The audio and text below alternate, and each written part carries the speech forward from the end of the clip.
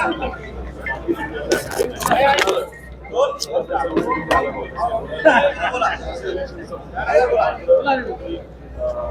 संपूर्ण महाराष्ट्रामध्ये विदर्भामध्ये बिबट्याचा विषय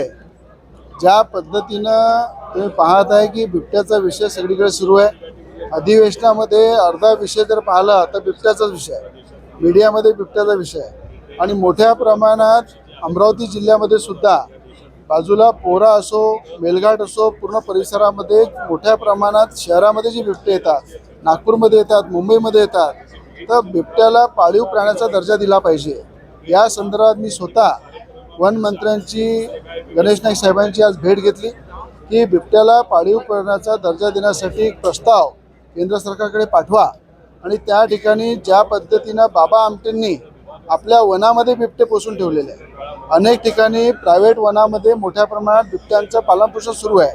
ज्या ठिकाणी वन ताराच्या माध्यमातून अंबानी परिवाराने अनेक प्राण्यांना संरक्षण दिलेलं आहे। आज तुम्ही घराघरामध्ये जर पाहिलं, देशातून परदेशातून मोठमोठ्या प्रकारचे कुत्रे, जे खतरनाक जातीचे कुत्रे आपण घरामध्ये पोसतो, त्यापेक्षा जर बिबट्याचं लहानपणापासून पालनपोषण केलं तर मला असं वाटतं बिबटेसुद्धा सुरक्षित राहतील, माणसंसुद्धा सुरक्षित राहतील आणि मोठ्या प्रमाणात हे नसबंदी वगैरे करायची गरज पडणार नाही। अशा प्रकारचा सल्ला आणि विनंती मी वनमंत्र्याला दिलेली आहे आणि प्रत्येक जिल्ह्यामध्ये वन तारासारखं एक मोठं झू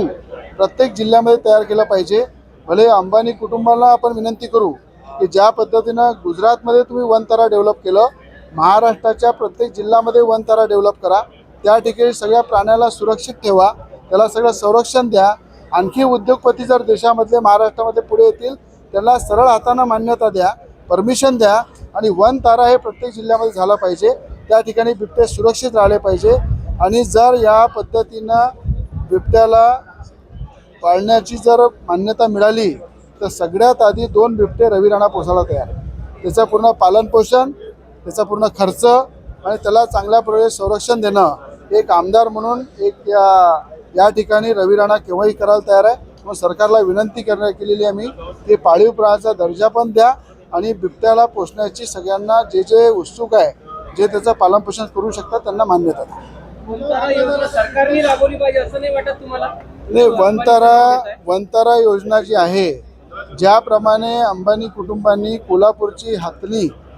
तिला सुरक्षित वनतारामध्ये नेऊन ठेवलं होतं मध्ये, त्याच पद्धतीनं आपल्या महाराष्ट्रामध्ये जी बिबटे शहरामध्ये येत आहे, अंबानी कुटुंबांनाही मला आनंद अंबानीला विनंती करतो, मी अनेक अडाणी परिवार आहेत त्यांनाही विनंती करतो, गौतम अडाणींना, जेवढे उद्योगपती काही मुंबईमध्ये आहे, नागपूरमध्ये आहे, पुण्यामध्ये आहे, त्यांनी पुढे येऊन वन तारासारखं प्रत्येक जिल्ह्यामध्ये झू जर तयार केलं, स्वतः पुढे येऊन जर आले तर सरकारने त्यांना सरळ हाताने मदत केली पाहिजे, त्यांना मान्यता दिल्या पाहिजे आणि उद्योगपतीच्या माध्यमातून वन तारासारखे मोठे झू प्रत्येक जिल्ह्यामध्ये डेव्हलप केले पाहिजे, अशी सरकारला मी आपल्या माध्यमातून विनंती करतो।